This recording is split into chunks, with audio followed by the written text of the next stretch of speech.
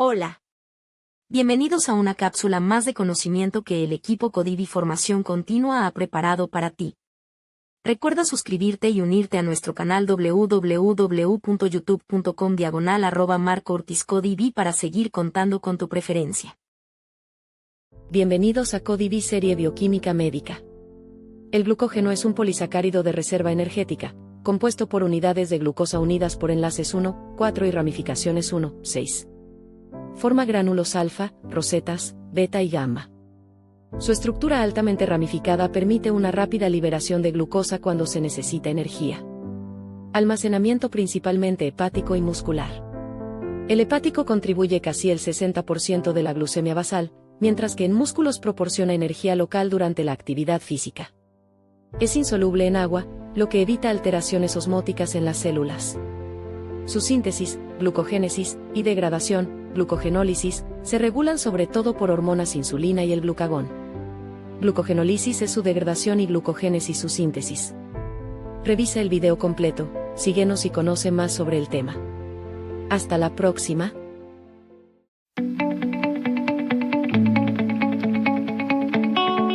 Buenos días. Vamos a comenzar la sesión del día de hoy comentando acerca del glucógeno. Esta importante molécula, polisacárido, constituido por unidades de glucosa, que constituye el depósito más rápidamente movilizable y utilizable por el organismo, particularmente localizado en músculo, hígado y eventualmente en algunas otras estructuras anatómicas del cuerpo. Comencemos. Quisiera desarrollar esta sesión trabajando sobre estas 4 preguntas. En el caso particular de hoy, hablaremos de las primeras 3. ¿Qué es el glucógeno? ¿Qué estructura tiene? ¿Cómo está constituido? ¿Qué funciones desempeña en el organismo? ¿Y qué patologías es importante que desde el punto de vista clínico básico conozcan ustedes y sepan que existe en relación al deterioro en el metabolismo de esta molécula? En la siguiente sesión hablaremos del metabolismo propiamente dicho y hablaremos de las reacciones químicas mediante las cuales el glucógeno se degrada una vez que ha sido almacenado, y después veremos también la secuencia de rutas metabólicas, glucogénesis, mediante las cuales el cuerpo hace un rellenado de justamente esta molécula en las estructuras anatómicas que lo hacen, hígado y músculo fundamentalmente.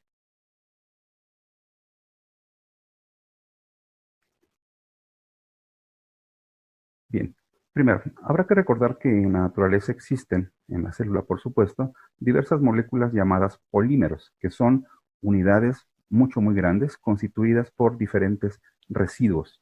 Estos residuos llamados monómeros. Entonces, un monómero constituye a un polímero. Los monómeros que constituyen a los polímeros podrán ser, en el caso de carbohidratos, llamados monosacáridos y polisacáridos, las grandes cadenas que constituyen. Los monosacáridos que constituyen o los residuos que constituyen a un polisacárido pueden ser del mismo tipo, como aparecen en esta imagen, y únicamente constituidos por una sola cadena, un principio, un final, pero todos los residuos son del mismo tipo, de la misma especie molecular. Pero también es posible que tengamos, como es el caso del glucógeno, residuos del mismo tipo, pero que además de formar cadenas lineales grandes, también tenemos la inserción en determinados puntos de estas grandes cadenas de ramificaciones, subcadenas o ramificaciones. Esta es la estructura que tiene la molécula que comentaremos hoy, el glucógeno. Es un homopolisacárido constituido solamente por unidades del mismo tipo, es decir, glucosa, y en estructura ramificada. Existen otras moléculas en las cuales los residuos que la constituyen, que constituyen a la molécula del polímero, del polisacárido, son de distinto tipo y pueden también encontrarse en forma lineal o también ser ramificados. Pero no olviden, la diferencia es que mientras que los homopolisacáridos se constituyen por un solo tipo de molécula, un solo tipo de monómero, de constituyente, glucosa en este caso, la otra variante heteropolisacáridos pueden tener diferentes tipos de residuos, no son del mismo tipo. En el caso particular del glucógeno, la molécula que nos ocupa, es importante que sepan ustedes que representa la molécula mediante la cual, o la forma mediante la cual el organismo guarda unidades de glucosa.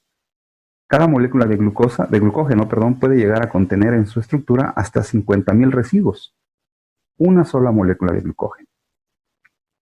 Existen otros homopolisacáridos importantes, por supuesto, como el almidón, que representa una de las formas de polisacárido que más consumimos los seres humanos, tiene importantes funciones nutricionales. La celulosa, que generalmente referimos como fibra, por ejemplo, la quitina, pero que esta, a diferencia de las primeras, quitina, está constituida por residuos que no son del mismo tipo, N-glucosamina, mientras que las demás constituyen únicamente unidades repetitivas de glucosa unidos mediante diferentes tipos de enlace, pero solamente unidades de glucosa. Presento en esta imagen un esquema que nos permite más o menos comprender lo que estoy diciendo. Hablaremos el día de hoy del glucógeno, un homopolisacárido constituido solamente por residuos de glucosa que forma estructuras ramificadas, como esta que aparece aquí. El almidón, la contraparte, es decir, el polisacárido de reserva también, que nosotros los humanos podemos consumir, pero que no podemos sintetizar, se llama almidón, y resulta realmente de la unión de dos formas moleculares, la amilosa, que son residuos de glucosa unidos entre sí, formando una sola cadena, que en este caso adopta una forma helicoidal, pero finalmente es una sola cadena de residuos de glucosa lineal, y tenemos también una variante del polisacárido de glucosa llamado amilopectina, que es ramificado. La unión de estos dos, es decir, la integración de estas dos moléculas en la mezcla final, es lo que constituyen al almidón. Repito, nosotros podemos, los humanos, degradar el almidón, recuperar la glucosa que constituye a cada una de las formas moleculares, pero no podemos sintetizarlo. El glucógeno podemos degradarlo cuando lo consumimos en los alimentos provenientes sobre todo de origen animal, y podemos, por supuesto, fabricarlo, ya que representa la principal o más rápidamente movilizable reserva de unidades de glucosa en el organismo. Muchas veces también en algunos libros he observado que al glucógeno le denominan almidón animal, pero yo quisiera que en lo sucesivo mejor lo refiriéramos como glucógeno, simplemente. Bien, quisiera que observaran esta imagen que estoy señalando. Esto sería el aspecto plano, finalmente, aunque las moléculas son tridimensionales, pero sería una representación de lo que es un gránulo de glucógeno. Observen cómo destaca en el centro de la molécula de glucógeno algo que por colores se ve diferente, y en efecto, al centro las moléculas de glucógeno tienen una proteína, un dímero proteico que se llama glucogenina, y esta molécula que se encuentra, insisto, dentro del gránulo de glucógeno es la molécula cebadora iniciadora a partir de la cual se empiezan a unir los residuos de glucosa en las diferentes ramificaciones que vamos a encontrar. Esta es solamente una representación plana.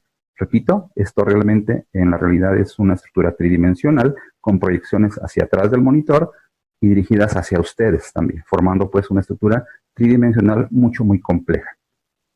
El glucógeno, he comentado, es únicamente homopolisacárido, constituido por un solo tipo de residuo, que es la glucosa, particularmente la beta-dextroglucopiranosa, llamado básicamente glucosa, de glucosa. Si yo hoy hago un pequeño extracto de esta imagen y lo represento como aquí aparece, tendríamos aquí este círculo gris, la glucogenina, y los residuos, de glucosa que se van integrando en una cadena lineal muy grande, pero luego cada determinado número de residuos aparece también una ramificación.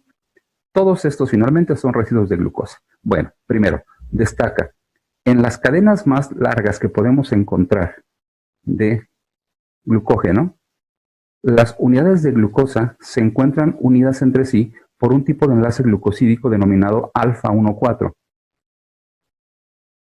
Recuerden la denominación alfa, que tiene que ver con la ubicación del grupo OH sobre el carbono 1 en la parte inferior, y 1,4 quiere decir que se está dando un enlace entre el carbono 1 de un residuo de glucosa con el carbono 4 del residuo contiguo. Esto ocurre en las uniones más abundantes, por cierto, de las más largas cadenas de glucosa unidas entre sí. Pero, ¿qué pasa entonces en los puntos de ramificación? Obsérvese que en los puntos, en las inserciones donde una cadena da origen a otra cadenita, estos puntos que estoy señalando, este de aquí, estos, aquí la unión no es de tipo alfa 1,4, como aquí aparece, sino pertenece a otra categoría de enlace glucosídico alfa 1,6. ¿Por qué alfa? Bueno, pues porque finalmente el oxígeno, digámoslo así, sigue apuntando hacia la parte inferior, espacialmente, no es muy posible entenderlo aquí, pero finalmente esa sería la idea, y la unión se da entre el carbono 1 de un residuo de glucosa con el carbono 6 del siguiente residuo. Esto, repito, ocurre únicamente en los puntos de inserciones de ramificaciones, solamente. Ahí. En todas las demás glucosas, los residuos que se encuentran en la cadena, las uniones son alfa 1,4. Obviamente, para romperle enlaces glucosídicos, pues ocupamos glucosidasas. Glucosidasas alfa 1,4 para romper estos enlaces, o glucosidasas de tipo alfa 1,6 para romper estos enlaces. Bien. Cabe destacar también en esta imagen que en los libros van a encontrar ustedes generalmente también indicado esta palabra. Los puntos salientes, es decir, los puntos más externos del glucógeno, las orillas, digámoslo así, los extremos que podríamos dejar en el exterior, que van quedando hacia afuera, más alejados del núcleo de glucogenina, se les llama extremos no reductores. Digamos, son las puntas de las hebras de glucosas, de cadenas de glucosa que conforman al glucógeno. Nuevamente.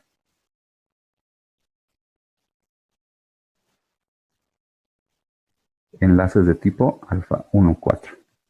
Bien, tenemos a continuación la representación nuevamente de el glucógeno, con su estructura central, constituida por una proteína dimérica llamada glucogenina, y es a partir de ella donde se integran en un punto en particular, en cada una de las subunidades, la iniciación de las cadenas que van a dar origen al polímero justamente de glucosa, a todas las ramificaciones, a todas las líneas moleculares que constituyen a este producto. Esta proteína es interesante por muchos aspectos. Primero, quiero decirles que en general la molécula de glucógeno es una molécula altamente hidratada, es decir, se calcula que por cada gramo de glucógeno, este glucógeno, para poder tener estabilidad química y poderse mantener guardado, digámoslo así, almacenado en condiciones adecuadas en las células que lo manipulan, pues requiere estar hidratado. Y por cada gramo de glucógeno, se calcula que tenemos adicionado a él, formando parte de la estructura finalmente molecular, no unidos justamente entre sí con los diferentes átomos de glucógeno, pero sí dándole forma, estabilidad únicamente a la molécula, 2 gramos de agua. Es decir, si yo tengo en determinado tejido 100 gramos de glucógeno, realmente lo que tengo ahí es 100 gramos de glucógeno junto con 200 gramos de agua que le confieren cierta estabilidad, además, por supuesto, de algunos otros productos químicos en la célula que le confieren esta forma y esta estructura, como serían iones fosfato, como sería glucosamina y algunos otros productos. Esta glucogenina, repito, el núcleo de lo que sería el gránulo de glucógeno, es una proteína dimérica, es decir, es una proteína formada por 2 unidades similares. La podemos encontrar en 2 isoformas, es decir, en 2 variantes en el organismo. Glucogenina tipo 1, que se encuentra en el glucógeno localizado en los músculos, y la glucogenina tipo 2, que se localiza sobre todo en hígado, corazón, páncreas y muy escasamente en algunas otras células del cuerpo. Pero básicamente hablaremos glucogenina tipo 1, muscular, mientras que la tipo 2, hepática, fundamentalmente. ¿Qué diferencia existe entre la glucogenina tipo 1 y tipo 2? Bueno, pues primero, una es de localización muscular, la otra fuera del músculo, sobre todo en hígado. Pero químicamente están hechas de lo mismo. La única diferencia, doctores, es que la glucogenina tipo 1 contiene en su cadena de aminoácidos, que por cierto debo decir que es cada subunidad está constituida por 332 aminoácidos, en la posición 195 tenemos un aminoácido de tirosina, que es el que representa el enlace, es decir, va a ser el sitio de unión a donde inicia el pegado de las diferentes unidades de glucosa que van a dar origen justamente a esas líneas moleculares de glucosa. La glucogenina tipo 2 no tiene la unión en el aminoácido en la posición 195, sino tiene la unión en la posición 228. ¿Sí? Es entonces la diferencia fundamental estructural entre la glucogenina tipo 1, de localización muscular, la tipo 2, hepática fundamentalmente, y algunas otras estructuras, la ubicación del aminoácido tirosina, que es, repito, el que se une para iniciar el pegado de las diferentes unidades de glucosa. En esta fotografía les muestro de manera electrónica lo que serían la presencia de gránulos de glucógeno. Vean por favor aquí, en la imagen de la izquierda, en el hígado, lado izquierdo, y cómo se encuentra en el músculo. Esto que observan en coloración oscura representa tinción especial histológica justamente para poner de manifiesto la presencia del contenido de glucógeno. Observen cómo los gránulos o las zonas de densidad oscura son mucho más grandes, más voluminosas en el hígado que en el músculo. Y la razón es sencilla. Esto que observan al lado derecho se denominan gránulos beta, gránulos más pequeños, que cuando se integran unos con otros dan origen a los gránulos alfa. Solamente que estos se localizan, sobre todo dijimos en músculo, como lo pueden observar, mientras que estos se encuentran en hígado. La explicación aquí pudiera ser, bueno, ¿por qué tenemos un glucógeno de un tipo y uno en un lugar y otro de otro tipo? Bueno, por la razón sencilla de que el hígado almacena grandes cantidades de glucógeno en un espacio pequeño, digámoslo así, que es únicamente el tamaño, la masa del hígado. Se calcula que un hígado normal puede llegar a tener, en cuanto a su peso, hasta el 10% de contenido de glucógeno. Los músculos tienen pequeñas cantidades, tienen una menor cantidad, pero tenemos mucho mayor cantidad de masa muscular. El músculo puede llegar a tener en un aproximado de hasta 1.5 o 2% de su peso en glucógeno. Entonces, gránulos alfa, que son los gránulos grandes, o rosetas de maíz, como forma de rosetas, también se les conoce, como rosetas de maíz, pues, ¿sí? Tienen gran cantidad de glucógeno, mientras que los gránulos beta son individuales y se localizan sobre todo en músculo. Es importante también decir que estos gránulos de glucógeno también en alguna literatura se les refiere como glucosomas. Bien. Supongamos una situación hipotética, doctores, hablando ahora de la homeostasis de glucosa, en la cual ustedes están en ayuno. Cuando un organismo, el cuerpo humano, en condiciones fisiológicas normales, viene de un ayuno, de 6-8 horas aproximadamente, pues los niveles de glucosa que mantenemos y que deben oscilar alrededor de entre 70 y 100 miligramos por decilitro, más o menos esa concentración se logra gracias al aporte continuo del ayuno, porque no hemos comido más que el día anterior, sobre todo del glucógeno de localización hepática. Este glucógeno de localización hepática tiene la capacidad de poder ser degradado, salir a la circulación y diseminarse por todo el organismo para satisfacer las necesidades de los tejidos y órganos consumidores de glucosa. El músculo, que también tiene capacidad de guardar glucógeno, tiene una limitación, ya que si bien es cierto que podemos también degradarlo para que sea utilizado por el músculo, este no puede ser exportado, es decir, este únicamente se queda para su utilización en el tejido muscular en donde está almacenado, mientras que la masa de glucógeno hepática sí puede ser degradada, disponerse a la circulación y de ahí ser distribuido en el organismo para ser compartido con cualquier otro tejido o grupo de células que lo requieran. Bien, entonces, se dice en la literatura que más o menos entre el 40-50% de ese nivel de glucosa que tenemos por la mañana en condiciones normales proviene de la degradación hepática de glucosa, es decir, lo aporta la glucogenólisis hepática. ¿De dónde viene el restante porcentaje, otro 50-60% de glucosa? Bueno, pues proviene de la gluconeogénesis, ruta metabólica que también hemos revisado en temas anteriores. Entonces, glucógeno por la glucogenólisis y glucosa por gluconeogénesis son los mecanismos bioquímico-metabólicos responsables de aportar glucosa en el ayuno. Por supuesto que el ayuno, diremos, ¿qué pasa cuando estos niveles de glucógeno o la capacidad gluconeogénica de riñón y de hígado disminuyen? Bueno, pues empezaríamos a tener en teoría una disminución de los niveles de glucosa disponibles plasmáticos y tendríamos una condición de hipoglicemia. Esto no ocurre en la mayoría de los casos porque cuando estamos después de un ayuno de 6 o 8 horas, lo que normalmente sucede pues es que comemos, rellenamos los niveles de glucógeno. ¿Y cómo lo hacemos? Pues comiendo, desayunando, comiendo, cenando. Y eso entonces permite que los niveles de glucosa que estaban siendo abatidos en el ayuno empiecen a reponerse, pero ahora mediante los monosacáridos, glucosa particularmente, que empieza a ser absorbido como resultado del proceso de digestión y absorción.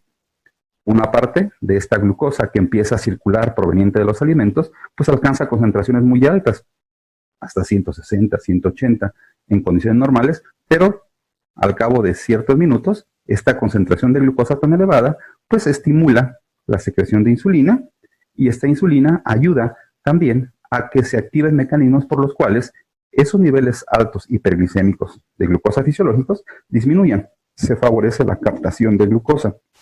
Esto permite que ese glucosa en exceso ingrese a hígado y se dé un llenado nuevamente de los depósitos de glucógeno para cuando dejemos de comer, cuando pasen 3-4 horas después de haber comido, pues volver a hacer uso de este mismo glucógeno para seguir satisfaciendo de manera, a manera de círculo virtuoso los niveles de glucosa y se mantenga la homeostasis de glucosa, es decir, la conservación de cifras normales, intervalos de referencia entre 70 y 100 miligramos. Esta es entonces la manera en la que se mantienen en condiciones normales, por supuesto con la regulación hormonal y del estado metabólico de la glucosa en el organismo. Les presento esta imagen. Observen cómo en esta imagen tenemos en el ayuno la participación importante del hígado que degrada sus depósitos de glucógeno para que esta glucosa pueda ser utilizada una vez exportada por vía sanguínea para el cerebro, para el eritrocito. Una parte de glucosa también es exportada y captada en determinadas circunstancias por tejido adiposo, pero genera, veremos después, algunas situaciones anómalas. ¿Qué pasa con el músculo? El músculo también dijimos que tiene capacidad de, el glucógeno que tiene almacenado, lo degrada, pero esta glucosa no puede ser exportada. Esta glucosa se queda para consumo energético del músculo. La degradación mediante vía glucolítica, particularmente. Pensemos que la condición es no que estamos en ayuno, sino que ya estamos comiendo o que hemos recientemente consumido algún tipo de alimento. Bueno, en ese momento el intestino lleva a cabo su proceso de digestión, absorción, y los monosacáridos, forma molecular, recuerden, en la que tienen que ser degradados los carbohidratos para poder ser absorbidos, particularmente hablo de la glucosa. Esta glucosa, mediante la vía sanguínea, gracias al proceso de absorción, pues viaja por la circulación y es enviada, distribuida a todo el organismo. Aquellos tejidos que tienen capacidad de almacenar, pues van a captar glucosa, como el hígado, el músculo mismo, van a utilizarla para llevar a cabo sus procesos de vida, al igual que el resto de los tejidos del cuerpo, pero estos, hígado y músculo, tendrán la capacidad en determinadas circunstancias de guardar ese excedente de glucosa que nos está llegando, guardarlo en forma de glucógeno. Sobre todo esto estimulado por la presencia de insulina, tanto en hígado como en músculo. En el caso del ayuno, no omito comentarles que también, así como aquí hablamos de insulina, que favorece el proceso de depósito de estas moléculas, la hormona contraparte de la insulina, el glucagón, es la que ayuda a que se estimule la degradación del glucógeno, tanto en músculo como en hígado, para que éste pueda ser distribuido. Bien, el glucógeno que ustedes y yo tenemos en este momento proviene de dos fuentes. Fuente exógena, es decir, cuando ustedes han consumido algún alimento, sobre todo de origen animal, que es el que contiene glucógeno, pues lo degradamos, entra por la boca, lo degradamos. La amilasa salival debido al tiempo tan corto de exposición que tiene con la masticación y en el bolo alimenticio, pues no alcanza a hacer gran cosa sobre la grande molécula de glucógeno. Seguramente alcanzaremos a romper algunas cadenas, pero no logra una degradación significativa. Este glucógeno, sin embargo, cuando es digerido y cuando llega al intestino, ahí sí, gracias a la combinación de potentes enzimas como la amilasa pancreática y sin duda la participación del resto de las enzimas secretadas y distribuidas aquí en el intestino, pues podrá ser totalmente degradado a las unidades de glucosa para que pueda ser absorbido.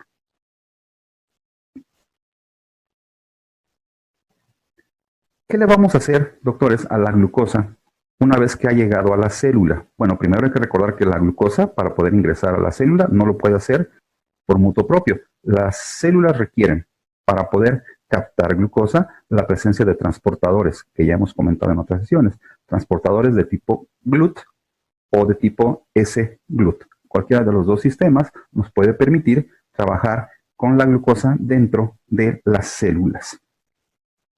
Esta molécula de glucosa, entonces, una vez que alcanza la célula, pues tiene varios destinos. Al menos 4 importantísimos, muy importantes. Primero, va a ser utilizado por la vía glucolítica para obtener energía, en aerobiosis, degradación hasta ciclo de Krebs y cadena de transporte electrónico. Una pequeña parte se irá por la degradación anaerobia, glucolítica anaerobia, para la producción de lactato. Otra parte importante se irá hacia la formación de ribosa o ribulosa, que se llama oxidación o vía de las pentosas fosfato, para la síntesis de nucleótidos, por ejemplo. Otra parte se irá a la síntesis de glucoconjugados en diferentes estructuras celulares y una parte también va a ser utilizada para formar justamente la molécula de glucógeno. Un detalle importante que debo comentarles es que el cuerpo tiene una capacidad determinada para guardar glucógeno, sobre todo en hígado y músculo. Cuando se llenan, digámoslo así, estos niveles de glucógeno, cuando han sido satisfechas las necesidades de almacenamiento y seguimos teniendo glucosa disponible para almacenar, esta glucosa el cuerpo la puede guardar. Tejido adiposo es especialista en esto, pero no lo guarda como glucógeno, sino que mediante una ruta bioquímica que después estudiaremos también, la glucosa es almacenada, es convertida, es incorporada a rutas metabólicas que dan origen a ácidos grasos y a triglicéridos, dando de esta manera pues importante presencia a la adiposidad o a la formación justamente de tejido adiposo.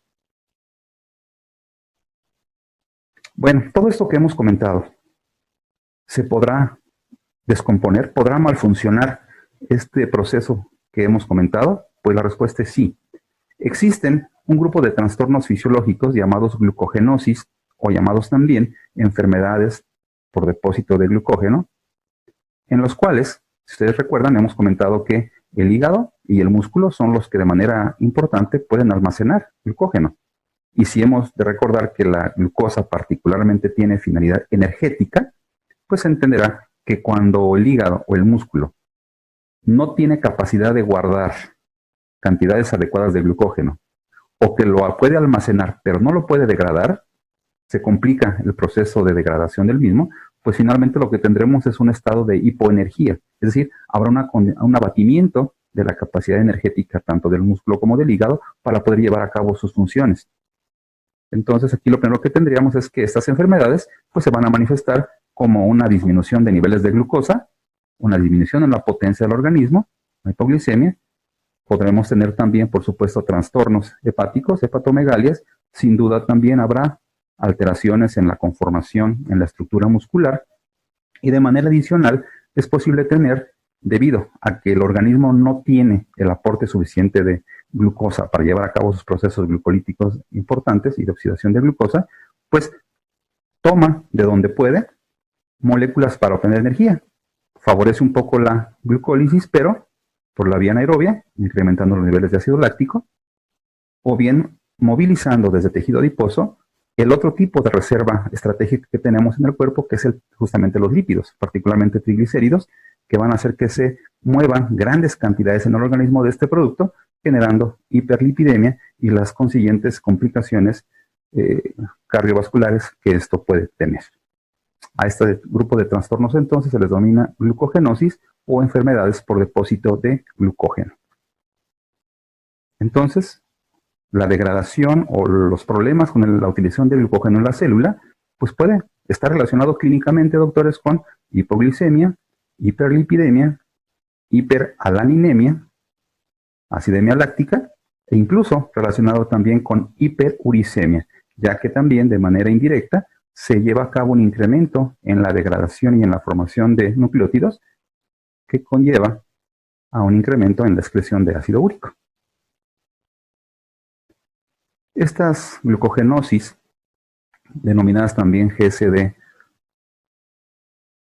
pueden ser entonces de tipo hepático, de tipo miopático, y existe también en literatura médica otros tipos, y en todos ellos lo que tenemos finalmente es un estado en el cual el tejido no tiene la capacidad de utilizar ni de formar de manera adecuada la molécula de glucógeno.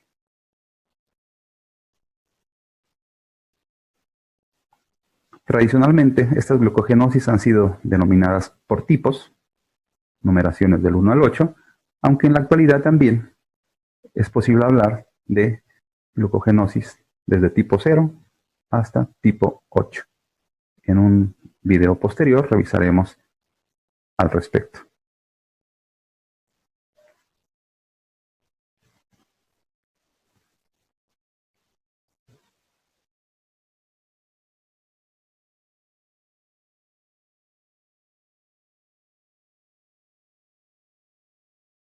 Muy interesante, ¿verdad? ¿Quieres conocer más sobre el tema? Apóyanos suscribiéndote al canal. Si gustas puedes unirte para acceder a contenidos y explicaciones mayores por una pequeña cuota que nos permite seguir preparando más y mejores materiales. Paso 1. Ingresa al sitio www.youtube.com/marcourtiscodv. Paso 2. Selecciona la opción suscribirme o paso 3. Selecciona la opción unirme y realiza el pago correspondiente a la membresía o curso. Muchas gracias por tu atención y hasta la próxima.